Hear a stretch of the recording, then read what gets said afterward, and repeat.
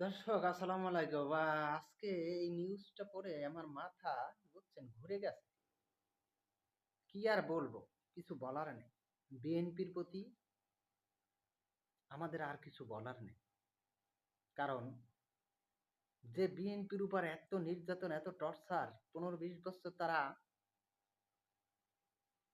নির্বাচনের বাহিরে বাসায় ঘুমাইতে পারে নাই। সেই বিএনপির আজকে কথাবার্তা শুনলে মাথা ঘুরে যায়। বুঝছেন? আফসোস হয়। বুঝছেন? এই কথার প্রতি ওই যে বিএনপির যে সমর্থন যে কোথায় গিয়ে নামবে তা তো বুঝে না।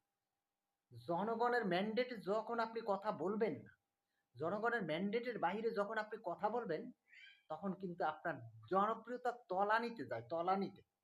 এটা এখনো এই জাদ্রেল রাজনীতিবিদরা এখনো বুঝে নাই। দেখেন